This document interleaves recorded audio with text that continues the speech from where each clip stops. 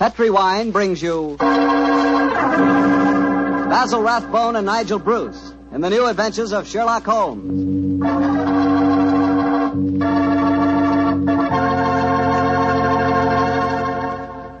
The Petri family, the family that took time to bring you good wine, invite you to listen to Dr. Watson tell about an exciting adventure he shared with his old friend, that master detective, Sherlock Holmes.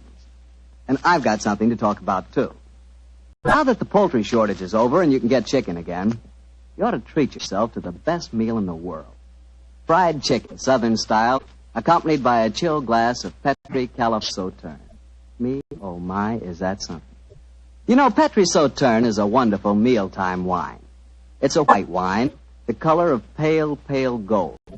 And Petri Sauterne is delicate in flavor, sort of subtle and kind of intriguing. Well, just wait till you taste it. You'll really love it with that fried chicken. Oh, and I'll tell you something else. It's wonderful with fish. If you haven't tried fish or any kind of seafood, together with Petri Sauterne, well, I hate to say this, but you don't know, folks. You just don't know. So how about finding out? Just pick up a bottle of Petri Sauterne on your way home tomorrow. It's a Petri wine, so you know it's good.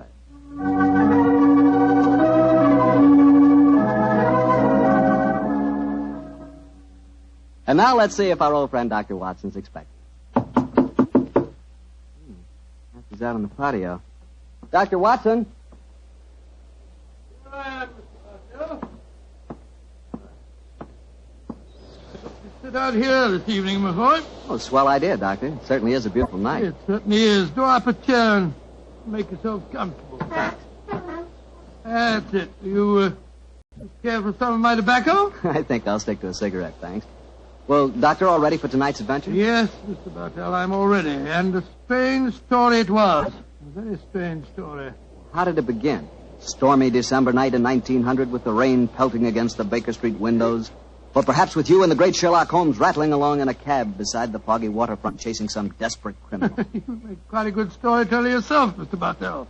No. The adventure, I tell you, took place many, many thousands of miles afield from our Baker Street headquarters. To be exact, in the Indian city of Parbutipur, about 200 miles north of Calcutta. It must have been a mighty important case that made you both travel that far. It certainly was, my boy, yes. It was announced in the summer of 1894, I remember, that Holmes received an urgent summons from the Maharaja of Parbutipur. After 5 weeks at sea, we reached Calcutta, and a few days later found ourselves on the veranda of our hotel in Parbutipur. As we sat there talking to the Maharaja's brother, Rabat Singh, we could hear the faint throb of native drums and the haunting wail of an Indian lute coming from the bazaar. And so, gentlemen, I thought that before I took you over to my brother's palace, I would tell you something of the problems that beset him. An excellent idea, Mr. Singh. Yes, indeed, sir, particularly as you've just told us your brother, the Maharaja, is not in the best of health. Just so, Dr. Watson. Interviews tire him, and in any case, his command of the English language is not so extensive as mine. And now, sir, the problem, if you please. As to the exact problem, Mr. Holmes, I am not completely informed. My dear brother has not seen fit to confide his entire troubles, even to me. In fact, until your arrival yesterday, I did not even know that you had been sent for. But I can tell you that his worries are centered on the safety of the white elephant of Parbutipur. White elephant? Excuse me. But possibly you are not aware that white elephants actually do exist. Oh, yes, though I understand that they're extremely rare. Oh, extremely, Mr. Am I right in thinking that in the East, a white elephant is considered sacred? Quite right. Pray continue, sir. Well, in 1750, the first white elephant was presented to my great-great-grandfather, and with it came a legend. The legend that the Maharaja's rule would be happy, healthy, and successful only as long as the elephant flourished. If the animal were to die, then the reign would come to an end, and the Maharaja was doomed to a sudden death. Mr. Singh, who was responsible for the origin of this legend? Oh, a good and wise man who traveled from the mountains beyond Nepal. He it was who brought the first elephant to my great-great-grandfather. And how has the legend worked out in actual practice, sir? Its prophecies have come frighteningly true, Dr. Watson. Oh? The first elephant was killed by his mahout, his own keeper, after my illustrious ancestor had dismissed the man for incompetence. A week later, my great-great-grandfather was himself killed in a native uprising. And so it has gone on, gentlemen, since then. Amazing, simply amazing. When the elephants have died, and they have always died, the Maharaja of Vaputipur has died a violent death soon after. And as each new Maharaja has succeeded to the title, the wise man from the beyond the mountains has appeared, and with him, a new sacred white elephant. The last appeared 4 years ago when my brother inherited the title. But it can't still be the same man, sir. Why not, Doctor? Well, I mean to say, that'd make him a couple of 100 years old. A trifle less, I fancy, Doctor. Oh, really, my dear sir? Seems to me your story is the wrong way round. Men don't live to such an age, whereas elephants are noted for their length of life. That's true, Watson, but apparently not the sacred white ones of Parbidipur. Mr. Singh, in the event that your brother's death, who would become the Maharaja? I should, Mr. Holmes. Oh, I can see what you are thinking, sir. The next in line to succeed to the title would have an excellent motive for wishing animal death. Well, the logic is inescapable. The thought had no personal implications, I assure you. Well, I'm very anxious to see this fabulous animal. The sacred white elephant is never seen except at the yearly festival that celebrates another anniversary of the Maharaja's rule. So the animal is only seen once a year, eh? Yes, Mr. Holmes. And when is the next anniversary, may I ask? In 2 weeks' time. Oh, our arrival seems to have coincided very nicely with the ceremony. Yes, Watson, a fact that I'm sure is not coincidental. Well, Mr. Singh, I'm very glad that you told us the legend of the sacred white elephant, and now I suggest that you take us to the palace. I'm most anxious to make the Maharaja's acquaintance.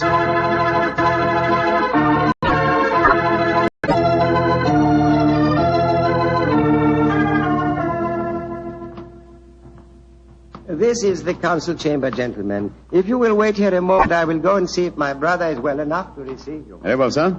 On my soul, Holmes, I'm not easily impressed, but this palace is absolutely staggering in its magnificence. Yes, it does rather take one's breath away, doesn't it? I think it does. This floor is of the finest marble, and unless I'm much mistaken, that magnificent rug is a genuine brocade. Yes, by Jove, it is. I could swear that the staircase we mounted a moment ago had railings of solid gold. You did, old chap. It did? This is a country of paradoxes, where opulence beyond the dreams of Midas rubs shoulders with the direst poverty. And yet, looking at a palace like this, it's not hard to see why India is called the brightest jewel in the diadem of the British Empire. Good Lord, what's that? That is an elephant trumpeting. Oh, yes, of course. Because it's the sacred white one? Undoubtedly. You will recall the Maharaja's brother told us it's the only one at the palace. Cheers. It's an odd sound. Yes, a very comforting one. The animal seems to be in the best of health. Who waits in the Maharaja's council Good gracious room? me, you gave me a start. I didn't hear you come in. And my friend and I are waiting for an audience with His Highness. No one can hold audience with the Maharaja. Please to leave. Now, look here, my good fellow. Watson, I'm please. pleased to leave. Watson. What? We've traveled 12,000 miles to see the Maharaja, sir, at his request. In any case, his brother is with him now, arranging an audience. I am Mada, Maharaja's physician and chief counselor. And I tell you, you cannot hold audience today. And I tell you that I haven't the slightest intention of leaving the palace without seeing him. You defy the authority of Mada? Saila! Azur? Sahib Loke lay jao. Now, I warn you that if I have any... Oh, I'm glad you're back, Mr. Singh. This fellow told us that we couldn't see your brother. Furthermore, he seems to labor under the misapprehension that he can have us thrown bodily out of the palace. Mother, you do not understand. These are the gentlemen my brother wishes to see. From England he has sent for them. It was against my counsel they were summoned. No good will come of this. Follow me, gentlemen. My brother, the Maharaja, will see you now. But please do not stay with him too long. He is far from well.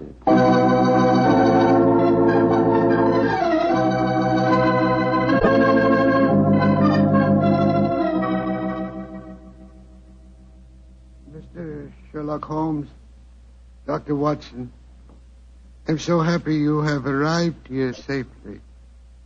It was great imposition to ask you to travel so far. Oh, not at all, sir. I only hope we can prove of material assistance to you. Ranji, Yes, Rabat? I wish you would permit Dr. Watson to examine you. Not just with that, to suggest myself, sir. In fact, I brought my medical bag along just in case. Mother would not approve.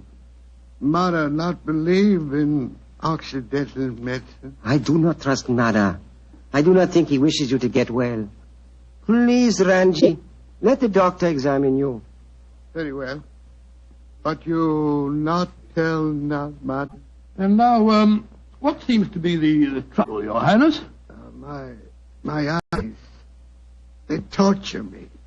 Night and day, they torture me. Yes, I noticed they seem very inflamed. Now, let me take a look at them. Yes. Now, open them a little wider, please, sir. I throb, burn, night and day. Night, day, burn. The color is distinctly reddened. However, this isn't anything very, very serious, sir. What you're suffering from is a case of what we call conjunctivitis. What you do relieve pain, Doctor? Oh, some eye drops will give you relief in no time, sir. I have some here in my bag. Oh, thank you. Thank you. Perhaps medicine will help.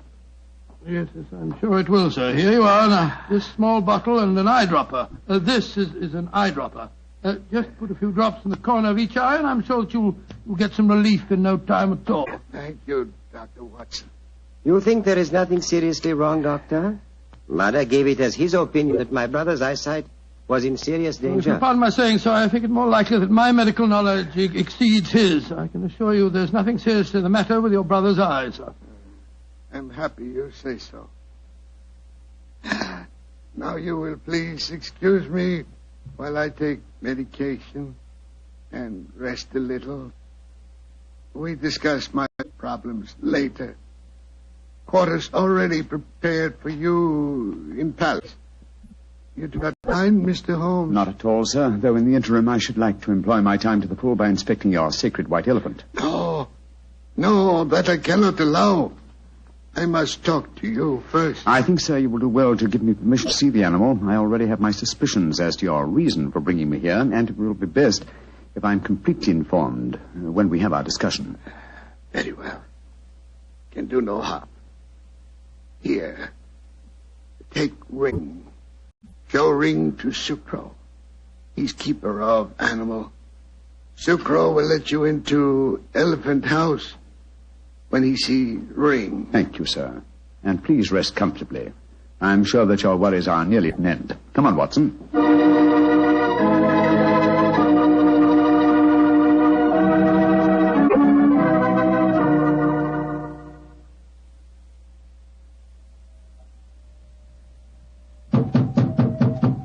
Well, they told us this was the Elephant House. Why in thunder doesn't the keeper open the door? I imagine because his mind is preoccupied with music. Knock again, old fellow, will you? Uh-huh. He heard us that time. Yeah, about time. We must have been knocking here for 5 or 6 minutes.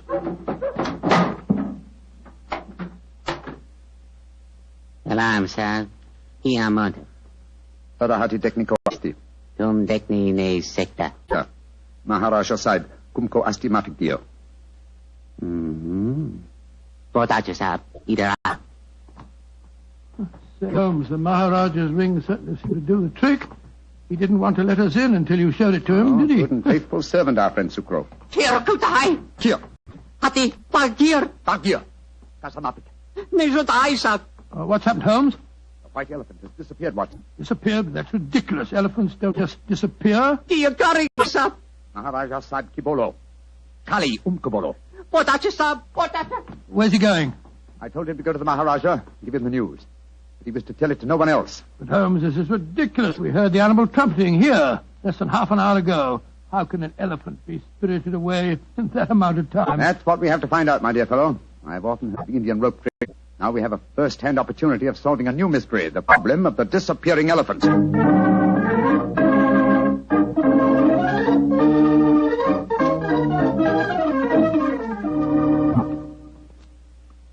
Holmes, this is farcical. We spent half an hour searching this elephant house. After all, an elephant isn't exactly insignificant. I doubt if you're going to find it out of those boards in the corner over there. True, Watson, but nonetheless, there are interesting clues to be observed. Clues? What clues? Come over here, old chap. Bloodstains. Great Scott, not suggesting that's elephant's blood. It's hard to say, though I would venture the opinion that it would require the blood of several human corpses to produce an equivalent amount of blood. In any case, you will notice that the stains are dried and old. Hello? That must be the elephant keeper back from the palace. Watson, his mother, the Maharaja's physician. Mr. Holmes. Dr. Watson. At once you must come back to the palace. What's wrong, sir? This is the Maharaja. Death has come to him. Dead? Great heavens. Exactly what happened? Sukro, keeper of the elephant, came to the Maharaja. He said he had a most important message to deliver. He had. I told him to deliver it. Then what happened? A few moments later, I heard cries. I went to Maharaja's room and found him in delirium. He was saying elephant having disappeared, his brother, and I tried to give comfort to him, but we could do nothing. His breathing became more and more labored. Finally, it stopped altogether. So the doom of Parbotipur is fulfilled once again. The elephant is gone and the Maharaja's reign is ended. Come on. We must go to the palace. Yes, I must examine the body at once. Yours certainly was a natural death, Mr. Murder. Positive, Mr. No Holmes. symptoms of poisoning, for example? Mr. Holmes, I have read some of your sensational stories in which obscure deaths are attributed to a subtle oriental poison unknown to Western science. I can assure you that if the Maharaja has been poisoned, it has been caused by no poison known to me. When did he last eat? Over 8 hours ago. Well, possibly died of shock, Holmes. Shock and hysteria. When he knew that the elephant had vanished. Yes, it's possible, but it's murder just the same. Murder? Why do you say that, Mr. Holmes? Because whoever caused the elephant to disappear did it with the deliberate intention of ending the Maharaja's reign. A diabolical plot, and one that I intend to overcome before this day is out.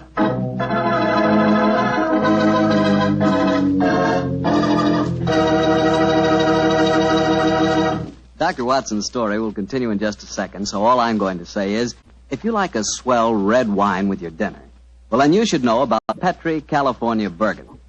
Petri Burgundy is a rich, hearty red wine that's just wonderful with hamburger and beef stew and pot roast and chops and just about any meat or meat dish you can think of. And, of course, if you can get hold of a steak or a prime rib, well, then you've just got to serve that with Petri Burgundy. Petri Burgundy is a swell mealtime wine. The best friend a good meal ever had. No kidding.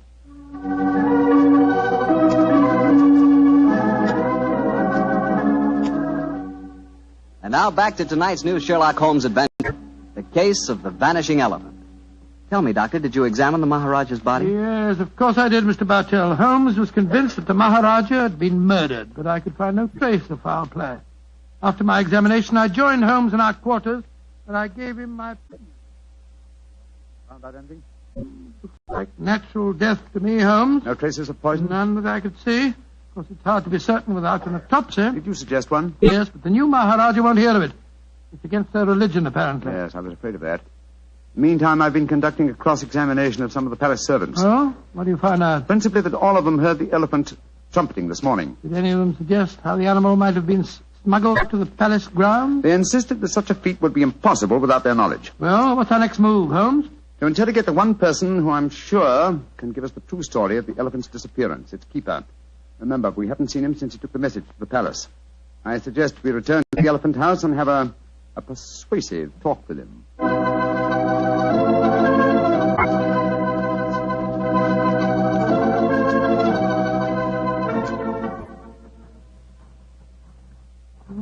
This must be the house. The only one that's near the elephant pen. Ramshackle-looking place, isn't it? Extremely. Sukro! Sukro! Don't tell me that he's vanished, too. This is beginning to get on my nerves. Oh, no. Sukro! I think under the circumstances, we'll take the liberty of entering. Sukro! Look, Holmes. Look on the floor. We're too late. Good Lord. What a horrible sight. His throat's been cut. Obviously another murder. He knew the secret of the vanishing elephant. Let's have a look around. Sukro was quite a musician. Look at this weird assortment of instruments. Native lute. We heard him playing that today as we approached the elephant house. What's this? It looks like a sort of giant megaphone. A musical instrument of some kind. Observe the mouthpiece here. Let's see what kind of noise it makes. Great Scott. The instrument sounds exactly like an elephant trumpeting. Of course. Numbskull, why didn't I think this before? Come on, Watson, back to the palace as fast as your legs can carry you. The mystery is solved.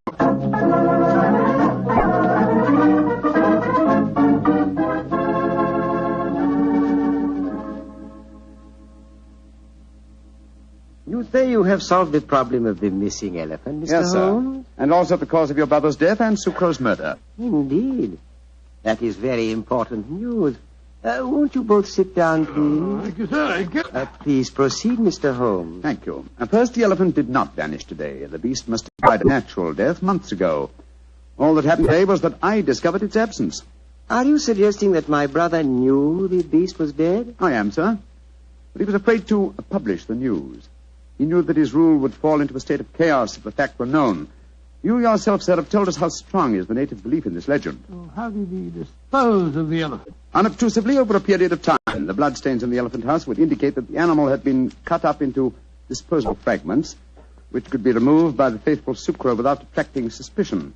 All this time, though, the elephant horn was blown at suitable intervals to indicate that the sacred animal was still alive. But if the Maharaja knew the beast was dead, why did he die of shock when he received the news? I think the answer to that question, Dr. Watson, would be that my brother died of shame when he knew that his imposture had been discovered. Little far-fetched, sir, if you don't mind my saying so. No, I'm certain the reason your brother brought me to your country was to reveal that imposture to me. He knew the day was coming soon when he must show the elephant to his people. The festival would have been held in 2 weeks' time, I think you told us, sir. I imagine that he wanted me to devise a method of smuggling a new white elephant into the palace grounds before that time. Tell me, Mr. Sherlock Holmes, why did my brother die today? Because he was murdered. Just as Sucro was murdered later. Murdered? How? Oh, very ingeniously. By poison, but not, as you might expect, by any subtle Eastern poison. No, one of the most recent of Western poisons was used. A poison unknown to Oriental science. Delirium, followed by a strangulated breathing, is highly typical of the newly discovered poison hyoscyamine. He hadn't eaten for 8 hours. True, Watson, but you see, this hyoscyamine was administered to an eyedropper. Good heavens, an eye. The poison penetrates with unusual ease through the membranes of the eyes, if you will recall. Yes, you're right, by Joe, it does. Must have been that physician fellow, whatever his name is. No, my dear chap. This has been a case of confusions. Let's do a little clear thinking now, shall we? We were deceived by the apparent sequence of events. We discovered the elephant missing and thought that fact had caused the Maharaja's death. Whereas his murder was quite a separate matter. The poison must have been placed in the eye drops while we were in the elephant house. Precisely, dear chap. And when the murderer saw how the problem of the missing elephant confused us, he killed its unfortunate keeper to prevent us from learning the truth. Yes, you're strangely silent, Mr. Singh. Am I, Mr. Holmes? I am fascinated by your flow of unassailable logic. Of course, you realize that I am now the Maharaja, the king of kings, an absolute ruler with all power, including that of the police. Do you care to denounce the murderer to me? Oh, come, sir. I think it's time the buttons off our foils. I'm well aware that you studied medicine at the University of Edinburgh. You have the motive, the opportunity, and the knowledge to kill your brother. The murder of Sucro was probably performed by an underling. Great Scott, what a shocking You are a disgrace. clever man, Mr. Holmes. A very clever man. Clever enough to realize that an absolute ruler, a ruler with all powers, including that of the police, is not apt to denounce himself. Again, your logic is unassailable. Goodbye, gentlemen. I trust your voyage home will be a pleasant one. I warn you, sir, that I shall make a full report of my findings in this case to the British Commissioner of this state. Why should he prove more effectual than the great Sherlock Holmes? Goodbye, gentlemen, and bon voyage. Filthy murderer. Makes my blood boil to think that he can't be brought to justice. He can, and he will be. The civilized laws of the Occident cannot be enforced here, then we must fight him with his own weapons. What do you mean, Holmes? That we have a farewell talk with Mr. Madder, the dead Maharaja's physician, friend, and counselor.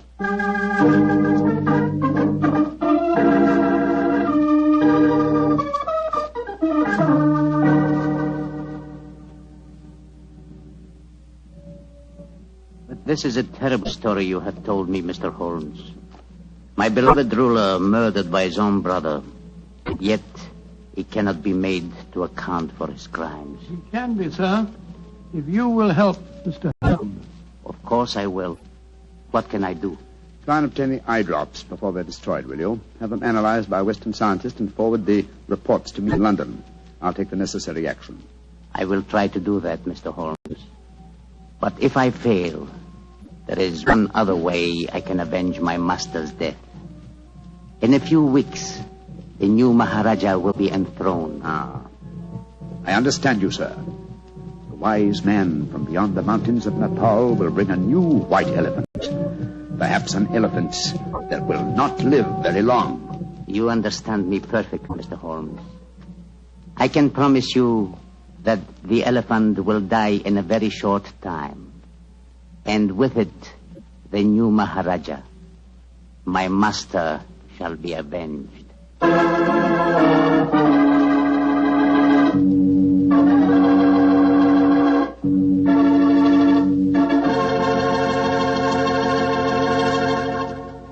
That was quite a story, Doctor. Quite a story.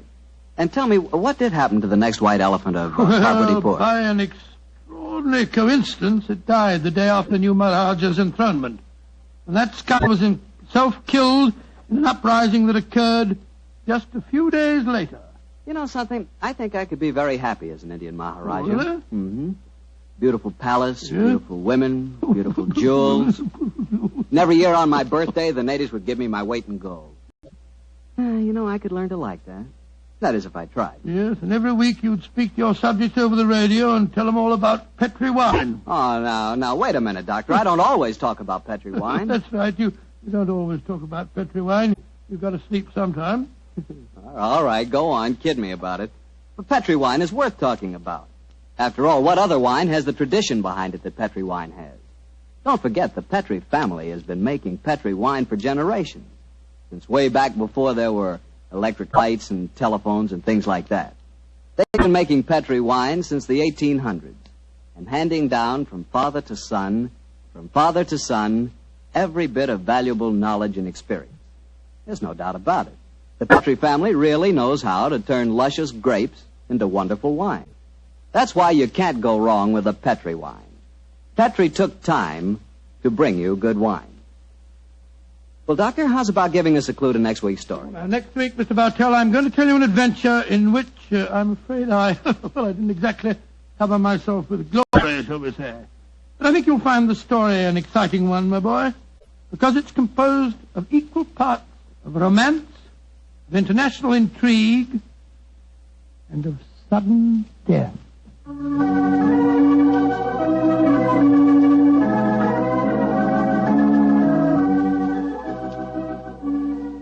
Tonight's Sherlock Holmes adventure is written by Dennis Green and Anthony Boucher and is based on an incident in the Sir Arthur Conan Doyle story, The Engineer's Thumb. Mr. Rathbone appears through the courtesy of Metro-Goldwyn-Mayer and Mr. Bruce through the courtesy of Universal Pictures, where they are now starring in the Sherlock Holmes series.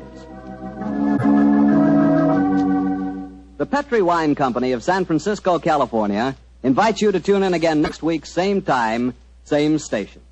This is Harry Bartell saying goodnight for the Petri family. Sherlock Holmes comes to you from our Hollywood studios. This is the Mutual Broadcasting System.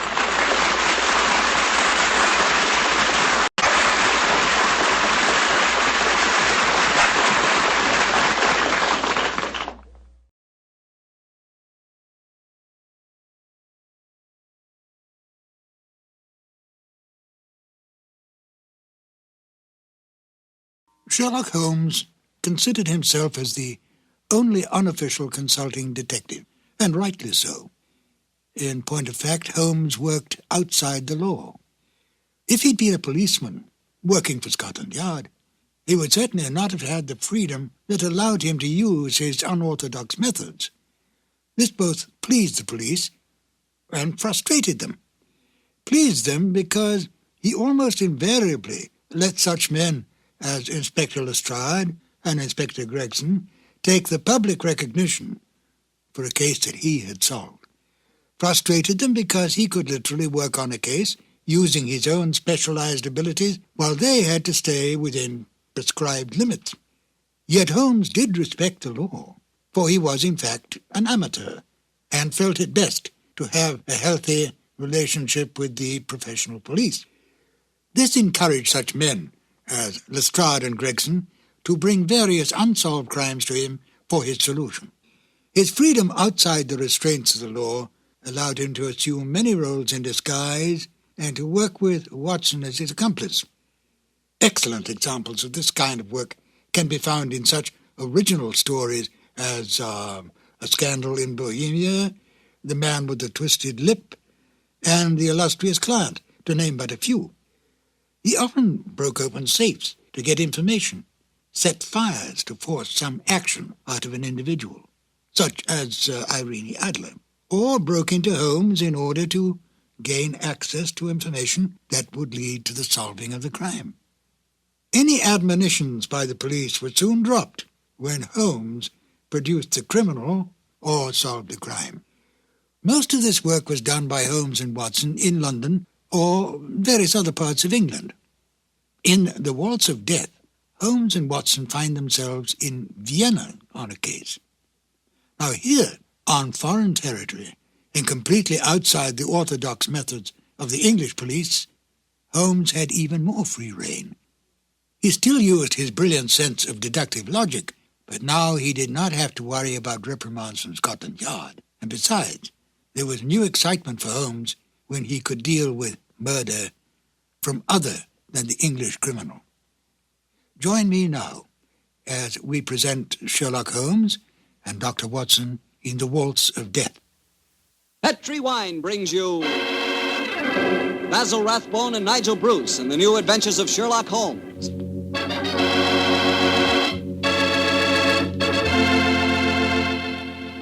The Petri family, the family that took time to bring you good wine, invite you to listen to Dr. Watson as he tells you another exciting adventure he shared with his old friend, that master detective, Sherlock Holmes.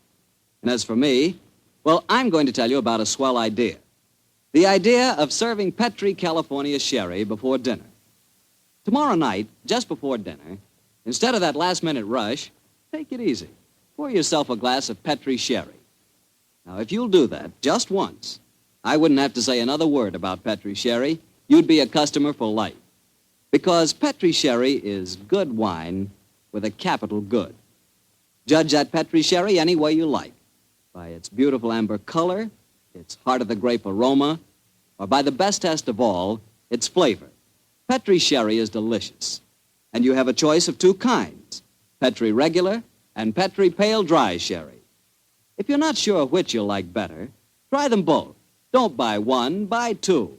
But remember, always buy Petri.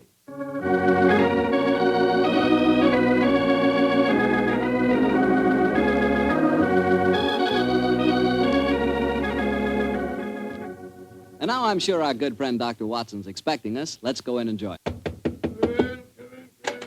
Good evening, Dr. Watson. Good evening, Mr. Bartell. All set for tonight's story? Yes, my boy, I'm all set, as you put it. It began in Vienna in 1889. The old Vienna of bright lights, lovely ladies, and lilting music. What were you and the great Sherlock Holmes doing there, Doctor? Mr. Bartell, what were we doing there? Yes, sir. Were you just taking a trip? Oh, in those early days of our association, we didn't have either the time or the money for trips. No, we were in Vienna at the express command of the Emperor Franz Joseph. It was in October, I remember, that we arrived in the city, and for several days we were forced to cool our heels awaiting the imperial pleasure. On one of those idle evenings that the good services of our friend, the Chief of Police, Count Frano, secured us an invitation to a resplendent ball that was being held at the palace of Princess Stephanie von Kram. It was an incredibly colorful spectacle, Mr. Bartell. A string orchestra high in the gallery of the palace ballroom played a haunting Strauss waltz, while on the floor below, the cream of Viennese aristocracy swayed and glided gaily to the lilting music. I can remember the picture so well, Mr. Bartell, as Holmes and I stood there talking to the Chief of Police, Count Frano.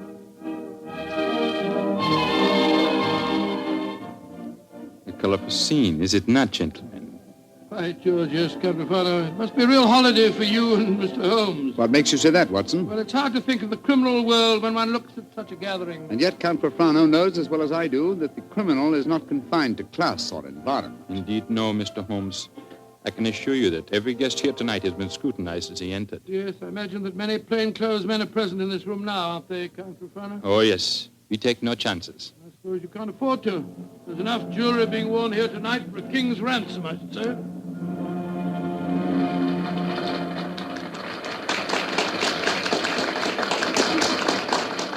the waltz is finished. Now I can present you to our hostess, Princess von Kram.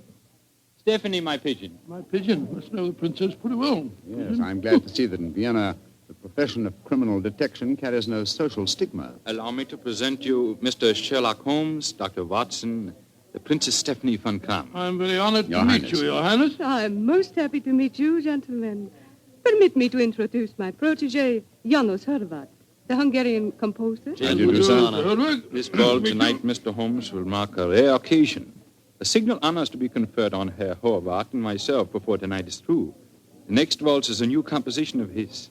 Tonight will be its debut. Indeed, how very interesting. It is a great honor the princess has conferred on me. A new composition could not possibly be presented under more auspicious circumstances. Count Frana, you spoke of an honor in connection with yourself. May I tell them our secret, Stephanie? No, I will tell them myself, Anatole. After your waltz has been played, Janusz, and Anatole and I shall be the first to have the privilege of dancing to it, my father is to make a public announcement. He is to announce my engagement to Count Anatole Rafon. Oh, indeed, my congratulations to you both. Very lucky fellow. Very lucky Am I fellow. not the luckiest of men? Is she not exquisite? I, the gay man of Vienna, the cavalier who swore that no one woman would ever capture him. I confess it, gentlemen, I'm in love. Oh, but I pity you. Even the great waltzes of old Vienna could hardly be worthy of this moment. Oh, Anatole, you are a born flatterer. Oh, come, the waltz is about to begin. I shall see you gentlemen later. Auf Wiedersehen. Wiedersehen. Well, The orchestra is tuning up, Herr Horvath. I imagine this is a great moment for you. A very frightening one, I assure you, my friend. In a few minutes, I shall know whether my new work is to be crowned with success or failure. Count Frana is leading the princess to the center of the floor. The conductor is raising his battle. This is your moment, Herr Horvath. Good luck. Pray for me, gentlemen. Pray for me. There they go, the princess and Count Frana. They're starting the waltz. Ah, they make a striking pair, don't they? Here come the other couples out on the floor. Charming. Quite charming. It reminds me of... Great Scott, that was a revolver shot. It's the princess. She's been shot. Come on, Watson. Out of the way, please. Out of the way. Count Rufano. What happened? Stephanie, Dr. Watson, see what you can do for her. Count Frano, there's nothing I can do, I'm afraid. She was shot through the brain. She died instantly. Stephanie is dead. Stop that devilish music! Lock all the doors! There's a murderer to be found!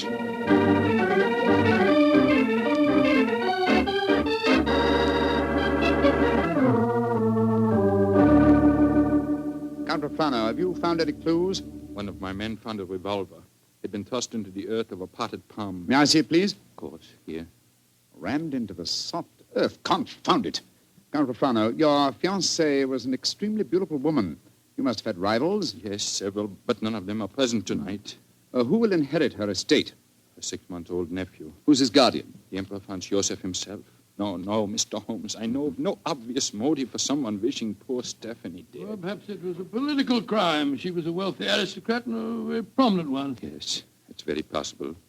Many nihilist assassins have been active in my country recently. Meanwhile, we have a ballroom full of suspects waiting for us. So I was just going to suggest we went back there. We can't find out very much by staying here in the library. It's a delicate matter. Almost everyone present tonight is known to me personally. May I suggest that you go back to the ballroom and have the male guests file past you? Detain for questioning anyone whose evening clothes do not fit perfectly. Clothes don't fit? What's the cut of a man's clothes got to do with this? Anyone invited to such a ball as this would naturally have his own tailor. I think, Count Rufano, if you found a man who had to hire his costume, he might be an imposter and may well prove to be your assassin. Well,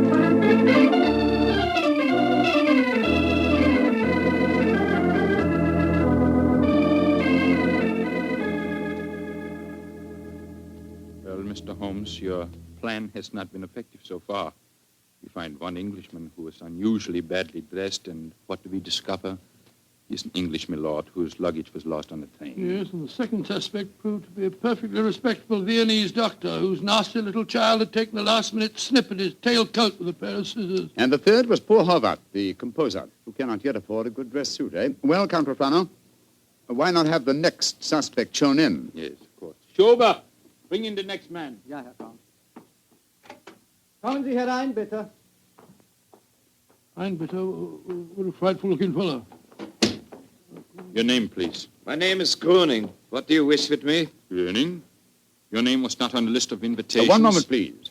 Let me see your right hand, Herr Gruning. You have no right to touch me. Where did you get these fresh earth stains? Your right thumb is pitted and the nail is full of dirt. What does that poor policeman... Not a short while ago, you tried to hide your revolver by ramming it into an earth-filled flower pot. Give me that revolver, please, Count Rufano. It will be easy to compare the samples of earth. It will not be necessary. Well, you admit that you murdered the princess tonight, then? Certainly, I admit it. Why did you kill her? She was an aristocrat. She was an oppressor of the poor. I'm glad I killed her. One day, I and my party will kill all of you filthy aristocrats. Count Rufano, put down that revolver. Shoot him like the dark he is. No, Count Rufano. Even you can't take the law into your own hands. Why do you not shoot me? I'm not afraid to die. Have him taken away, Schober. Nehmt den Hund ins Gefängnis. Thank you for stopping my hand just now, Doctor. But when he spoke of Stephanie that way, I could have killed him just as he killed her. A very understandable impulse, sir, but one that would have ruined your life. My life? Now that she is dead, my life is empty. What right do love and beauty have to exist in a world that no longer holds Stephanie? She was all light and life, loveliness. And now... But I am hardly displaying my Viennese blood, am I? The murder is caught, thanks to you, Mr. Holmes, and my life, such as it is, must go on. Somehow. That's how the story began, Mr. Bartell. Began? It sounds like the end of a story to me, Doctor. Far from it, my boy. The next day, Holmes and I had our interview with His Imperial Majesty and learned the nature of the services expected of us. Services that required our leaving the city. And that's why, my boy, we were gone from Vienna for some weeks. We didn't know that during our absence, Herr Howarth's waltz, which had had such a tragic debut, was beginning to make a sort of morbid history. Yes, Herr Baron, the Horvath waltz. We have had many requests for it. Gladly, we will play it, Herr Baron.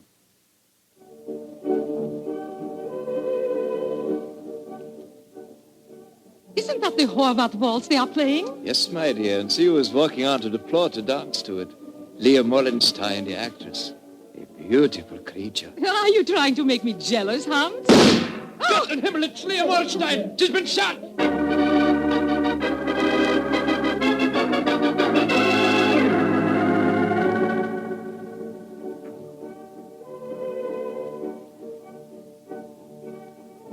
A new ballet, and to the music of the Horvath waltz. Magnificent. Never has Krasnova danced better.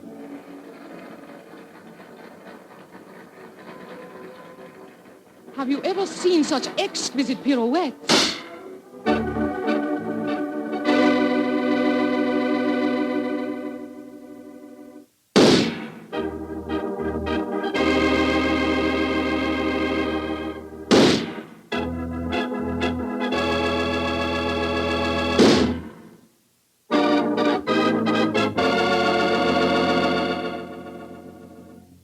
Six deaths in 4 weeks, Schober.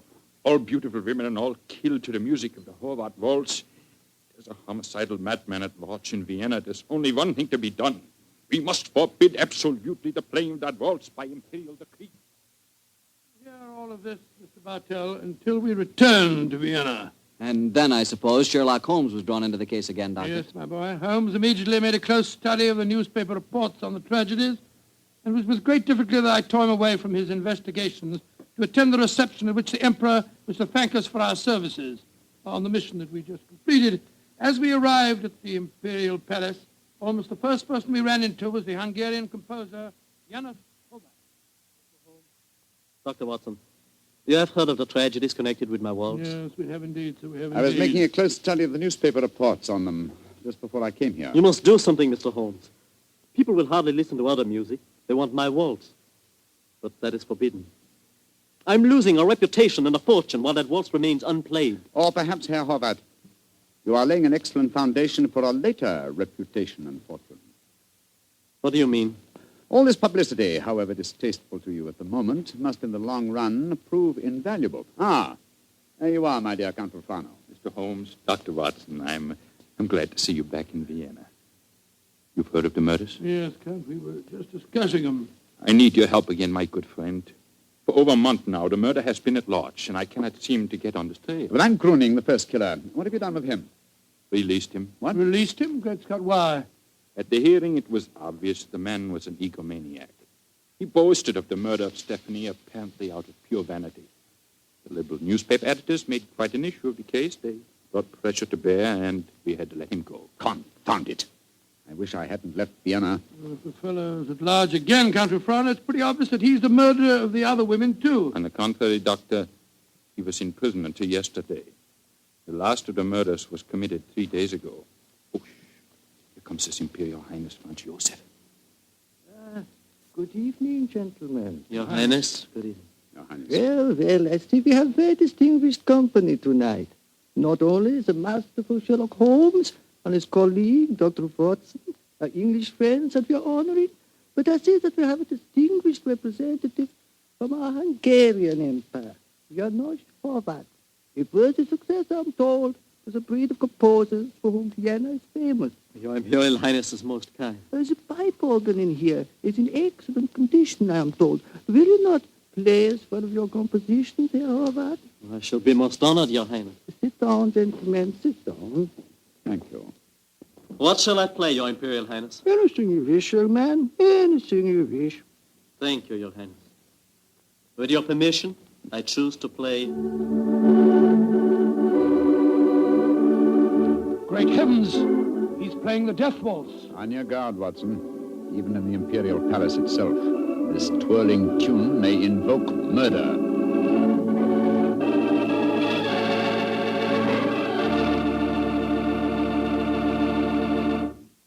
You'll hear the rest of Dr. Watson's story in just a second, which just gives me time to remind you that if any one wine could be called the perfect wine for almost any occasion, that one wine would be Petri California Sherry. Petri Sherry is not only a fine before-dinner wine, but it's wonderful after dinner, too. And, of course, when you're entertaining or when guests drop in, whether in the afternoon or evening, there's nothing better than a glass of Petri Sherry. And it's comforting to know that you can serve Petri Sherry proudly, because the name Petri is the proudest name in the history of American wines. Dr. Watson, you certainly left me hanging on a cliff that time. You broke off your story just as the Hungarian composer started to play his ill-fated waltz to the Emperor Franz Joseph. What happened? At the time, my boy, fortunately, nothing happened. Herr Horváth completed his composition without apparent incident, and shortly afterwards we attended a banquet that was given in our honor, a banquet that concluded with a rather curious ceremony at which the Emperor presented Sherlock Holmes with a medal to commemorate his services. What everything was. Never mind about that. Finally, it was shortly after 10 o'clock, I remember. Holmes and I, together with Count Refrano, left the royal chambers and started to descend the spiral staircase leading to the main hall. You were greatly honored tonight, Mr. Holmes. I've only known His Imperial Highness to make 3 such presentations before, and they were all to my own countrymen. He might have made another while he was about Please, it. Watson, please. Sorry. The Emperor was most kind. I can't help feeling that he over-evaluated my services. You're being unusually modest, Holmes. Perhaps because I feel that my visit here is incomplete until I've solved the death waltz murders. I hope you'll be able to stay in Vienna long enough to do that. I confess I am at my wit's end. I've been giving the matter a great deal of thought, Count Refrano. I have a plan for trapping the killer. It's in rather an embryonic stage at the moment, but over a few pipes at the hotel tonight, I expect to develop it thoroughly. I shall call at your office in the morning and explain it to you. I shall be awaiting your visit eagerly. One more of these murders and the newspaper outcry might become so loud that I should have to resign my post as chief of police. Well, when Horváth made that daring gesture and played the death waltz tonight, it proved one thing. It's not infallible. The death of a beautiful woman doesn't always follow the playing of the melody. Very true, Doctor, but... Watson. Yes, Holmes? Strike a match, will you? Huh? There's a figure here slumped on the landing. Great Scott, it's the body of a girl. And a very beautiful girl, too. Shot through the forehead. You were wrong, Watson. The death waltz is infallible, but I swear to you that the killer has struck for the last time.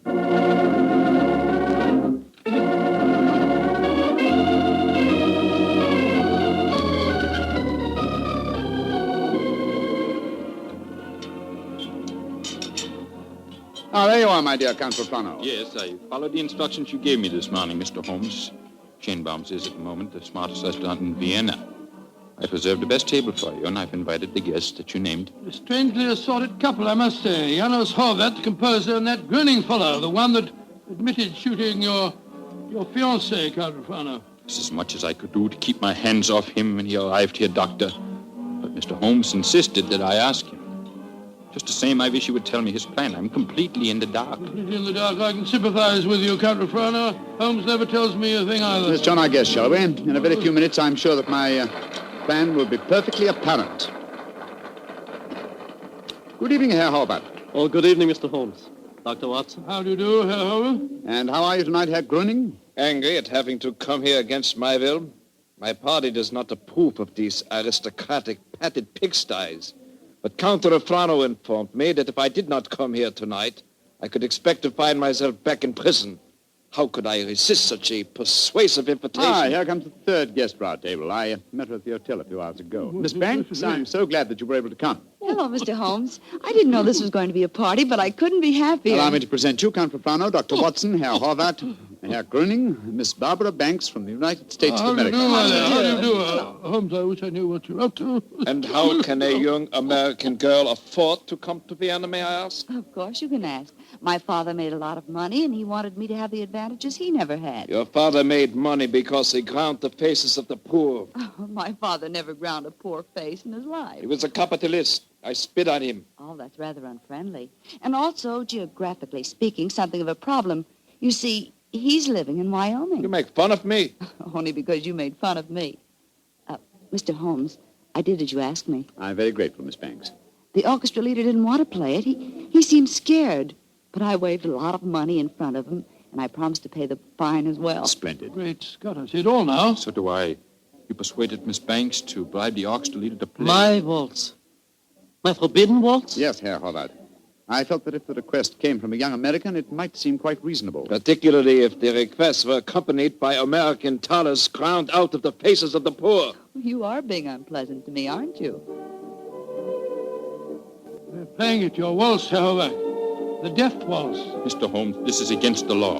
The Horvath waltz is forbidden by imperial decree. True, nonetheless, my dear Count, I implore you not to arrest the orchestra leader until after the waltz is completed. In which case, since I requested it and it's still playing, I'd like a partner. Will you dance with me, Count Refrano? I'm sorry, Miss Banks, but to this melody I shall never dance again. Oh. Well, how about you, Dr. Watson? Oh, I like you very much, my dear, but I'm afraid I'm not as light on my feet as I used to be. In any case, I was never much of a hand at the waltz. The polka's more in my line. Dear me, I'm getting an inferiority complex. Oh, please do not, Miss Banks. You'll observe that the general public seems singularly unwilling to dance, too. Not one couple has ventured onto the floor. Oh, can you blame them? The waltz with Horvath may mean death. How can you blame them? I'm not afraid. After all, Herr Horvath, it's your own music. I'll dance with you. You're most kind, Miss Banks, and courageous. But to be a partner of the only woman on the floor would mean ruin. An admission of failure. My third refusal. I'm a wallflower. No, my dear Miss Banks, the aristocrats, they're afraid. But I, plain, simple Gröning, I will dance with you, Miss Millions. Oh, bless you, Herr Gröning. And I assure you my father does not grind the faces of the poor. He does grind the faces of the poor, this I know. Stop her, it's suicide. I think not, Herr Horvath. I think so. And I'll not stay here to watch it. Where the devil's he off to? Do not worry, Doctor. I shall keep an eye on him. Yes, and we'll keep an eye on both of them. Come on, Watson. Horvath is leaving the room. Whereas Count Refrano has deserted his trail and has slipped behind one of those pillars. Good Lord, he's drawing a revolver. Exactly, Watson. He's our man. Put down that revolver, Count Refrano. Put it down, I say! He's turning it on himself. Count Refrano!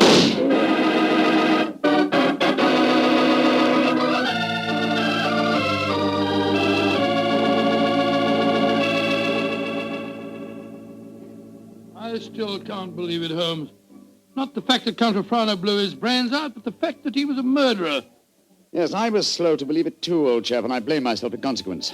Two things should have been instantly apparent about the madman who killed beautiful women when he heard the Horvath waltz. Firstly, he must have had some motivation which drove him to such an act. Secondly, he must have carried a revolver with him at all times, since he was invariably armed when the occasion presented itself. Exactly, and that factor made me think of the police official. Then, of course, I saw Refrano's motivation. He loved the Princess Stephanie dearly. Her death in his arms was a psychological shock that was more than his mentality could stand. And when he heard that music, it reminded him of the dead princess and forced him to kill. That's right, old fellow. You will recall that what he said to us after his fiancée's death. What right do love and beauty have to exist in a world that no longer holds Stephanie? When he heard the music, he couldn't bear to think that other loveliness existed, and so, well, he destroyed it. But who killed the Princess Stephanie? The man who was first arrested for it, Herr Gröning. He admitted it after a little persuasion when the police arrived. Taken back to prison in the carriage that just took Count Refrano's body. It's shocking to think that 7 innocent women have been murdered before this case was solved. Yes, a fact that will be a constant reproach to me, I assure you. Oh, I didn't mean that, my dear fellow. We weren't even in Vienna when 5 of the killings took place. Hello. Here comes Miss Banks. Mr. Holmes, what happened to that funny little man who danced with me? Herr Gröning? Mm-hmm. He went to prison, Miss Banks. He was a murderer. Well, I must say this is a strange kind of a party you asked me to, Mr. Holmes. One of the guests blows his brains out, and the other, the only man who danced with me, turns out to be a murderer. Oh, I see now why Father sent me to Europe. An evening like this could never happen in Wyoming. Look. Helvet's walking out in front of the orchestra. Ladies and gentlemen. Shh. Listen. Ladies and gentlemen, I, Arnold Horvath, wish to assure you, upon the word of the great English detective Sherlock Holmes, that never again shall my new waltz be an accompaniment for murder. Henceforth, its melody will be for life and love and laughter. I have ordered a bottle of the finest Tokay sent to each of your tables. Raise your glasses and pledge me as I now conduct my waltz. Free at last from the kiss of death.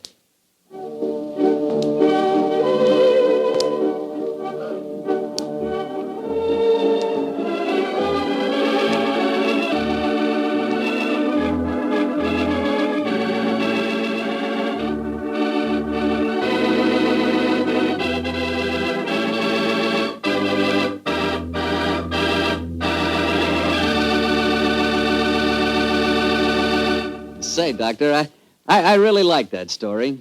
That was a baffler. Yes, wasn't it? A highly placed police official is the last person in the world you'd think guilty of murder. I must confess I wasn't of so much help to Holmes in solving that case. Oh, don't let that worry you, Doctor. After all, Holmes almost missed solving it himself. Oh, thank you, my boy. Very nice of you. Thank you very much. But it certainly was one of the most interesting cases that I was ever connected with. I know what you mean. You know, I came across quite an interesting case myself the other day. Oh, you don't say where? Right in my own house. Oh, that's interesting. What kind of case? Sherry. Oh, good gracious me, sherry. That's right, a case of Petri California sherry. You see, I buy it by the case, Doctor, because that Petri wine is really extraordinary. But all Petri wine is unusual wine, unusually good, because the Petri family has been making wine for generations. Because this is so, and because the Petri business has been owned and operated by the Petri family ever since its beginning, and is today the largest independent family-owned wine company in America, naturally the name Petri on a bottle of wine is more than a trademark. It's the personal assurance of the Petri family that every drop of wine in that bottle is good wine. Naturally good wine because Petri took time to bring you good wine.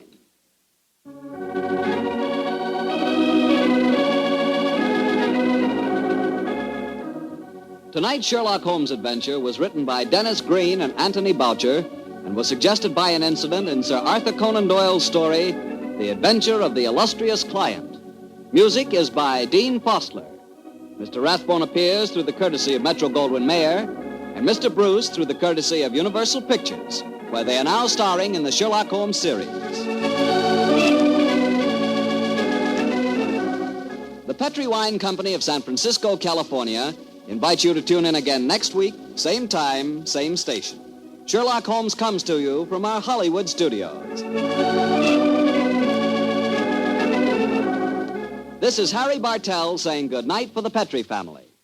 This is the world's largest network, the Mutual Broadcasting System. At first, when Herr Gröning confessed to the killing of the Princess von Kran, I didn't believe it. When the other women were killed, I felt sure that Herr Gröning was innocent. I at least suspected Count Refrano of having committed the other murders. But then, that's exactly what Dennis Green and Anthony Boucher wanted, don't you think?